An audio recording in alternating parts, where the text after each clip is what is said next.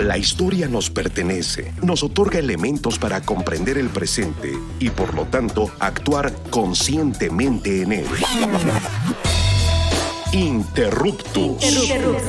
Escucha y comparte con nosotros la idea de que el pasado constituye lo que somos y lo que seremos en el futuro. Interruptus. Hacer época no es intervenir pasivamente en la cronología, es interrumpir el momento.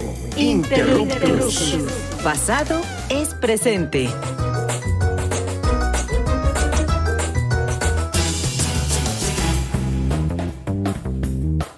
Hola, ¿qué tal? Les damos la bienvenida a un programa más de Interruptus, Pasado es Presente, su programa de divulgación y reflexión sobre la historia. Yo soy Misael Chaboya y hoy, como siempre, vamos a conversar sobre historia, sobre presente, sobre futuro.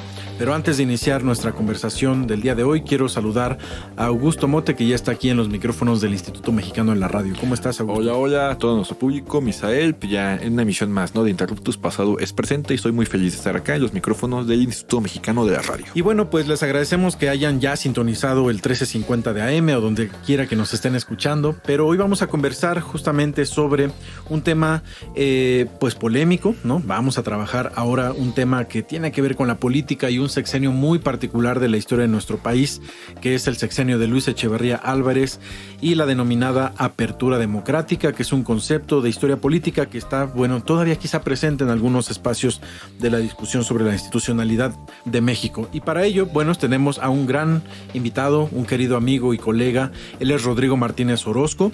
Les platicamos un poquito que él, pues, es licenciado, maestro y estudiante del doctorado en Historia por la UNAM.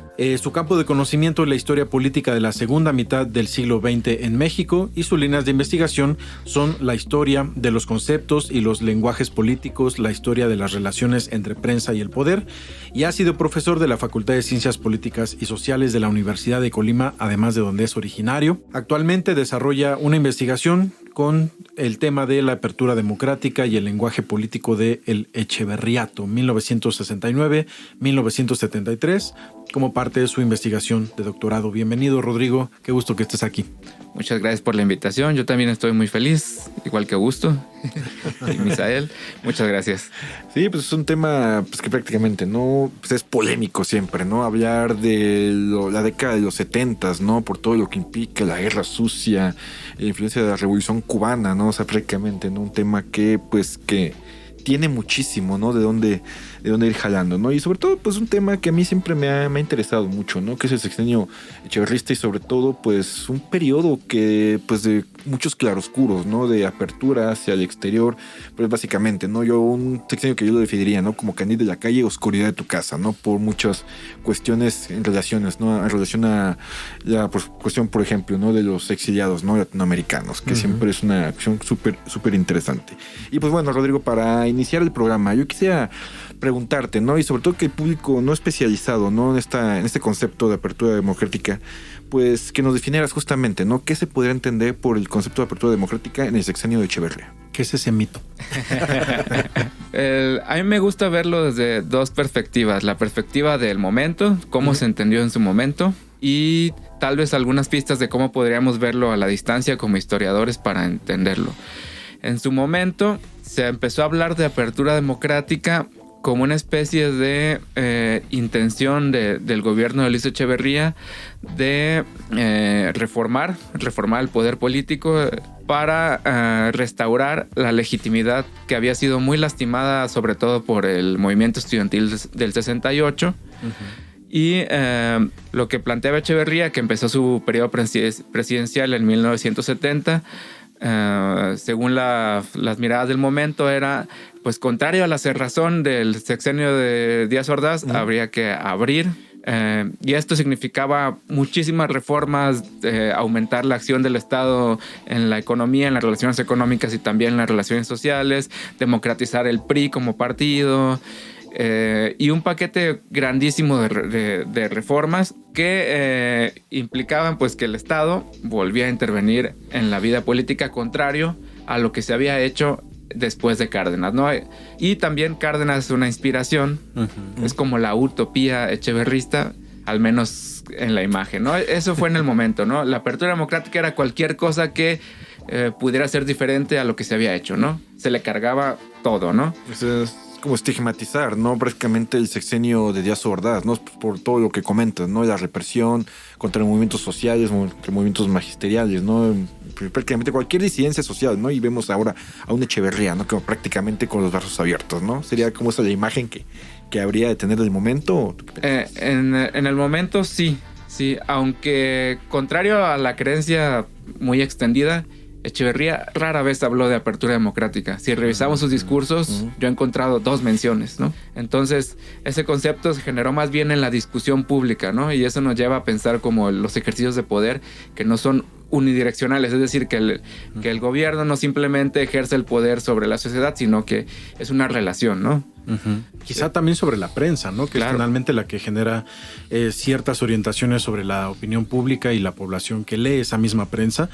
Es interesante esta parte porque, bueno, nos estás comentando de una época en la que quizá el PRI está saliendo un poquito de sus años dorados, ¿no? O de este PRI de los 50, 60, que es como el que puede todo. Es evidente ya una crisis política ocasionada o evidenciada por el movimiento estudiantil del 68. Y bueno, hablar de apertura democrática implícitamente y explícitamente quiere decir que no había democracia, ¿no? Por lo tanto, es necesario que el partido gobierno, el partido del PRI, como le llamaban en la época, se abra, que permita la incorporación de nuevos sujetos históricos o nuevos actores políticos en la institucionalidad, finalmente, que ya están fuera, ¿no? Pero que se están yendo a las guerrillas, que se están organizando fuera incluso del partido. Bueno, pues ¿qué pasa con este discurso? ¿Cómo es que se va construyendo también desde el propio gobierno? Lo que propone Echeverría desde su campaña, desde el momento del destape, que es decir, cuando se le anuncia como lo que llamaríamos ahora precandidato, es sobre todo 3 cosas. Diálogo, que es una especie de intención de retomar las demandas del movimiento estudiantil del 68 que exigían diálogo directo con el presidente, directo y público con el presidente. Esa es una de las cosas que Echeverría se apropia. Luego también de un concepto con 2 caras, que es crítica y autocrítica, que es como algo que tienen las revoluciones que envejecen en el poder, que buscan hacer crítica y autocrítica de cómo se hace en gobierno, ¿no? Que al final no hacen nada, ¿no? Ajá, exactamente. Pero en este sentido lo que propone Echeverría es liberalizar relativamente la discusión pública. Entonces, eso es lo que más se liberaliza en su sexenio, la opinión pública. En la prensa se discute más, se puede criticar al gobierno, hasta cierto punto se puede criticar al presidente. Antes también se podía, pero... podía, pero había consecuencias. Ajá, sí. También con Echeverría hay consecuencias, pero en el discurso se invita a esto, ¿no? Y se discute muchísimo, muchísimo. Eso sí es importante porque las oposiciones le toman la palabra. Si me estás diciendo, si me estás invitando a la crítica, pues órale, lo voy a hacer, ¿no? Ajá. Y desde ahí empiezan a abrir los espacios, a elevar el tono de las exigencias, de las demandas. Y en ese sentido la prensa es un actor muy importante, ¿no? Justamente ahora que comentabas, ¿no? La cuestión de la oposición. ¿Cómo la oposición en México percibe esta apertura democrática? O sea, para ellos sí es una oportunidad real, o sea, de estar golpeteando al gobierno echeverrista, ¿o qué nos podrías decir? Este es un tema que todavía hay que estudiar cómo reaccionaron los diversos grupos, pero por ejemplo el PAN desde un principio negó, dijo aquí no hay apertura democrática porque apertura democrática significaría elecciones limpias, libres, y eso no lo tenemos. Eso el PAN porque su agenda era muy electoral, ¿no? Desde su mirada de la vertiente más liberal del PAN, ¿no? Por ejemplo, los estudiantes organizados, que está este mito de que el 68 los desarticuló, no los desarticuló, simplemente cambió un poco su estrategia de lucha. Ellos nunca le creyeron a Echeverría. Entonces plantearon un lema que es no queremos apertura, queremos revolución. Desde una especie de socialismo democrático, estas fuerzas como Eberto Castillo, Demetrio Vallejo, que se estaban organizando para pelear desde la vía democrática e institucional, no creyeron los ofrecimientos de apertura, pero dijeron vamos a aprovechar los espacios abiertos. Y desde ahí transformar la brecha, esta pequeña brecha, en un espacio más grande para transitar hacia un socialismo por la vía democrática, tal vez como en Chile, ¿no? No sé, los intelectuales, por ejemplo. Depende de quiénes hablemos. No sé, por ejemplo, hay casos paradigmáticos como Carlos Fuentes, Fernando Benítez y Ricardo Garibay, que apoyaron a Echeverría hasta el final. Otros que le retiraron su apoyo pronto, como Octavio Paz, y otros que nunca le creyeron, como Monsiváis, ¿no? Un joven Monsiváis, o Luis Villoro, o Carlos Pereira, por ejemplo. Entonces, depende mucho del caso, pero tampoco hay que caer en la creencia de que Echeverría se ganó a los intelectuales. Se ganó unos cuantos, pero la gran mayoría estaban en contra, ¿no? Sobre todo los de la izquierda hablamos, ¿no? Pues digamos que vemos una habilidad política más abierta del propio Echeverría y que también se contrapone con esta piel delgada de Gustavo Díaz Ordaz, ¿no? Que era así como, no, y ya me lo imagino dando manotazos en la mesa, mientras que Luis Echeverría finalmente fue el actor de esta represión del 68, es el represor también de los 70s, pero da la idea de que está pues abriendo, digamos, por lo menos un diálogo, de que no se espanta tanto con la crítica y que pues habría una posibilidad de una pues apertura discursiva, si es que se le puede llamar así, ¿no? Vamos a seguir conversando sobre esto, Rodrigo, en la segunda parte de este programa. Tenemos que ir a una pausa, así que amigas y amigos, no se vayan. Vamos a volver en unos minutitos. Estamos conversando con Rodrigo Martínez Orozco sobre justamente Luis Echeverría, el gobierno de Luis Echeverría y la llamada apertura democrática. Recuerden que pueden seguirnos y escribirnos también en las redes sociales de Interruptus, en todas las redes sociodigitales. También pueden escribirnos a las redes sociales de Radio Ciudadana. Pueden escuchar también nuestros programas en imer.mx/programas, en YouTube también estamos y por supuesto en el 1350 de AM. No se vayan, volvemos en unos minutitos.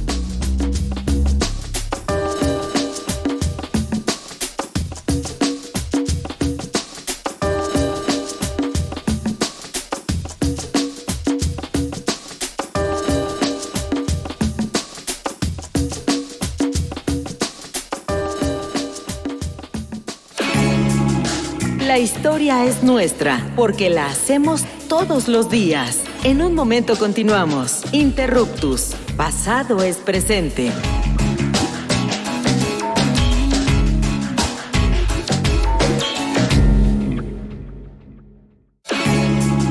No somos los mejores del mundo, pero sí los mejores del rumbo. Continuamos en Interruptus. Conocimiento histórico para que no te tuerza la policía intelectual.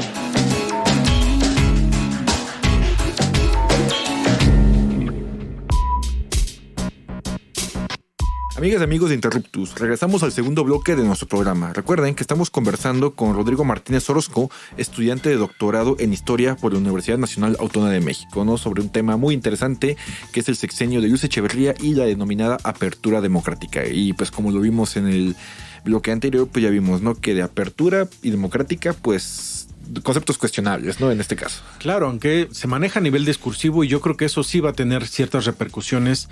Me gustaría preguntarte sobre cómo se lee eso en el plano del exterior. ¿Qué pasa con la percepción de México? Esto que ya había mencionado Augusto en el segmento anterior, la idea de México como el gran receptor de los exilios latinoamericanos en la época pues de la Guerra Sucia, de la Guerra Fría también. En un principio, Echeverría busca utilizar su vínculo con los intelectuales para generar una imagen más abierta a la crítica, ¿no? Por ejemplo, hay un caso muy pues, hasta chusco, ¿no? En la visita que hizo Echeverría a Estados Unidos en el 72, cuando apenas arrancaba con su activismo internacional, pues fue y se paró en la OEA, en la Organización de Estados Americanos, a criticar cómo el primer mundo, o sea, Estados Unidos, trasladaba sus problemas al tercer mundo, ¿no? Hablando de la crisis del dólar en el 71, etcétera, ¿no? Entonces fue todo un mundo así como, Echeverría le fue a decir a su cara a los yanquis que nos dejen de pasar sus problemas, ¿no? Por suerte tenemos las que se llaman las Nixon Tapes, que son las grabaciones que Nixon, el presidente de Estados Unidos, hacía de sus reuniones privadas con los diversos jefes de Estado y con sus reuniones en general, ¿no? Y ahí Echeverría aparece diciendo, oiga, presidente, lo que voy a decir es puede No se sonar lo crea, no se vaya a un enojar. poco polémico, pero y lo interrumpe Nixon y le dice, sí, entiendo, la doctrina Echeverría. Y Echeverría dice, sí, hay que arrancarle las banderas a Cuba, hay que arrancarle las banderas a Chile, porque si no se puede crear un movimiento internacional, bueno, latinoamericano, etcétera, ¿no? Entonces, está bueno poder comparar el ámbito público con el ámbito acá de las discusiones más en secreto, que de secreto pues no tuvieron nada, ¿no? Y también la instrumentalización de los intelectuales, no solo los mexicanos, sino los internacionales, ¿no? Echeverría se reunió con unos 14, 15 intelectuales internacionales. Supuestamente Hannah Arendt iba a ir a esa reunión, creo que no fue. Y en esa reunión los intelectuales le preguntaron, le plantearon, uno, la posibilidad de que en México se celebrara un encuentro por la libertad. Echeverría dijo que no, que porque se iba a hacer una olla de grillos y no sé qué. Y le preguntaron pues que qué había pasado en el 71 en el Halconazo. Y Echeverría pues se puso a platicar con todos y se fue de la reunión sin responder a la pregunta de qué había pasado en el Halconazo, ¿no? Entonces Echeverría en el plano internacional se refugió más en el discurso de lo que se llamó la Carta de Derechos y Deberes Económicos, que es este discurso de criticar el sistema económico internacional por justamente este problema de cómo el primer mundo traslada los problemas al tercer mundo, ¿no? Echeverría se refugió más en ese discurso que en el discurso democrático, porque el discurso democrático era muy problemático, no podía responder qué había pasado en el 71 y le molestaba mucho. Claro. Quería preguntarte, Rodrigo, sobre si existe una experiencia similar, ¿no? De apertura democrática, sobre todo en el contexto de la época, ¿no? Sabemos que es un contexto marcado, ¿no? Por el ascenso, pues, digamos, de las dictaduras militares, ¿no? Por ejemplo, en América Latina o, digamos, en Europa, ¿no? Ya, digamos, posterior a la Segunda Guerra Mundial. ¿México es la única experiencia, digamos, el caso mexicano, una experiencia aislada o estos casos se repiten en otras latitudes del mundo en la época? Podemos encontrar fenómenos similares, que es como una especie de liberalización de los regímenes autoritarios en cierto momento. España, quizá, ¿no? España, Portugal, Brasil, un poco a partir de la segunda mitad de los 70. Hay un caso que me gusta mucho, que es el portugués, que es una dictadura muy larga que empezó más o menos en el 26, 28, dependiendo de qué fecha nos guste, y terminó en el 74. Es una dictadura larguísima. Sí. Y del 26 al 74 gobernó un dictador, ¿no? Que es Oliveira Salazar, que, bueno, más bien se murió en el 70, pero en el 68 tuvo un accidente terrible. Se cayó de su silla y se pegó en la cabeza, ¿no? Ajá. José Saramago hizo un cuento que se llama Silla, tal cual. Un cuento de cómo el dictador se cae de la silla. De eso se trata el cuento. Ajá. Porque hay una carcoma, que es como un insecto, como una termita que va comiendo la madera poquito a poquito hasta que en un día el dictador se cae de su silla y se pega en la cabeza. Y su sucesor liberaliza ciertos sectores del control político, ¿no? Por ejemplo, la PIDE, que es la Policía de Control Político del salazarismo, desaparece y se transforma en Dirección de Seguridad, una cosa así. Uh-huh. Entonces, este tipo de ejercicios autoritarios, de regímenes autoritarios, suelen tener periodos en los que liberalizan algunas cositas, pero sin comprometer la generalidad del funcionamiento del sistema, ¿no? Bueno, en caso de Portugal viene la revolución de los claveles en el 74. Exacto. Entonces sí habla de que sí hay una aparente apertura, pero finalmente el hecho de la revolución es que en realidad no existe, ¿no? Sí, claro, y que esos pequeños ajustes no van al corazón del sistema, sino que son márgenes, cuestiones no tan fundamentales, ¿no? Entonces, en ese sentido, sí hay experiencias similares. La cosa con el caso mexicano es que es un régimen muy longevo, muy estable, con rotación en las élites, es muy particular, ¿no? Y tenemos ejercicios de comparación, pero son muy de los 80, ¿no? Están asentados en esta teoría de la transición a la democracia, ¿no? Tal vez necesitamos un nuevo ejercicio a la luz de los nuevos descubrimientos y cómo estamos ahora entendiendo en particular el caso mexicano, las violencias políticas. Pero sí es un cambio generacional, ¿no? Los 70s también se viven como pues esta eclosión de las juventudes, con el caso del 68, las guerrillas, pues es una nueva generación que está pugnando por espacios de manifestación política, cultural y de todo sentido, que bueno, se van manifestando de distintas maneras. En México, como dices, el régimen estable finalmente también se traduce en represión tras represión y va generando sus propias dinámicas que son un poco soterradas en México, de ahí esto que se le llame la guerra sucia, que es algo que no sucede entre comillas, Pero la consecuencia que tiene esta apertura democrática sobre el propio régimen mexicano después de Echeverría, ¿cómo continúa hacia los siguientes gobiernos o por lo menos hacia el sexenio que viene? Okay. Con Jolopo. Se ha pensado la democratización en México como que inicia sobre todo en el 77-78 con la publicación de la LOPE, que es la Ley de Organizaciones Políticas y Procesos Electorales, que lleva la diversidad política mexicana canalizada hacia su expresión en partidos políticos. Eso fue justamente lo que la apertura echeverrista se negó a hacer. La característica de, que no me gusta llamarle apertura a mí, porque es muy impreciso, me gusta llamarle pues, el reformismo autoritario de Echeverría. La característica de su expresión política y electoral es que uno es muy personal, es decir, depende mucho de Echeverría, discrecional, ¿no? Echeverría tiene una especie de liberación de presos políticos, pero son los que Echeverría dice. No es la ley de amnistía de José López Portillo, que ya es un cuerpo legislativo y jurídico que define quién sí y quién no. No, la liberación de presos políticos de Echeverría es discrecional. Luego también la modificación a la ley electoral en el 73 es un chiste. O sea, simplemente rebaja algunos requisitos para registrar partidos nuevos, partidos políticos, y ya, pero ¿no? A ver quién se animaba a intentar registrarse. No, y lo hicieron, pero no pudieron, siempre les pusieron trabas. Claro. Ahora, lo que pasa después ya con López Portillo es que las demandas de la sociedad no permiten que ese ejercicio se repita.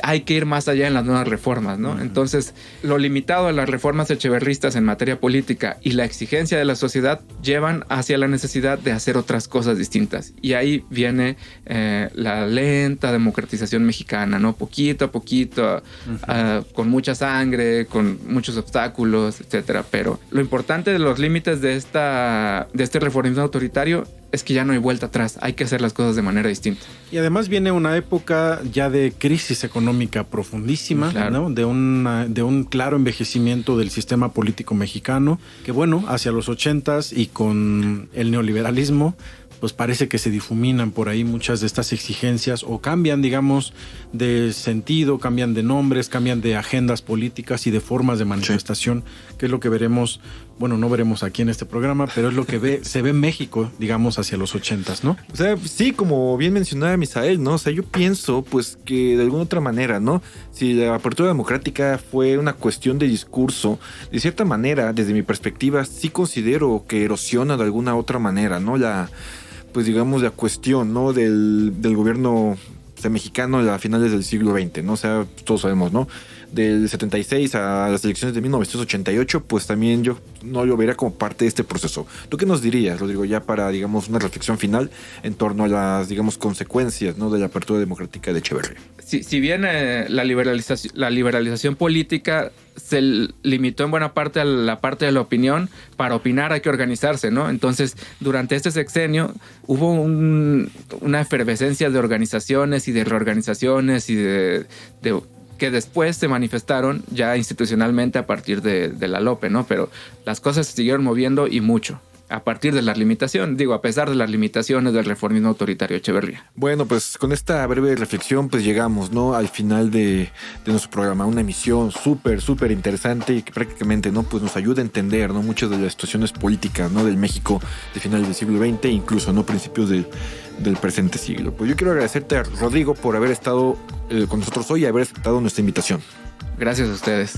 No, estuvo un programa, estuvo bastante bien. Bueno, pues también quiero agradecer, como siempre, al Instituto Mexicano de la Radio y en particular, ¿no? a Julio Aguilar, quien nos acompañó el día de hoy en los controles técnicos, y como siempre a nuestro productor estrella, el buen Ender Nájera, ¿no? que estuvo, como siempre, de luces, ¿no? en este programa.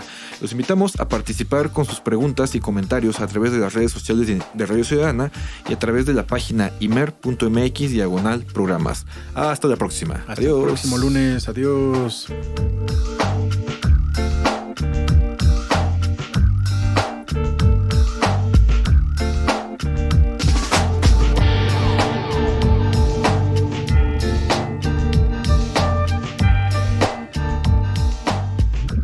Interruptus. Los esperamos la próxima semana para seguir indagando en la diversidad cultural y social de México, desde la mirada histórica. Interruptus. Porque comprender nuestro pasado es primordial para entender nuestro presente. Interruptus. Pasado es presente.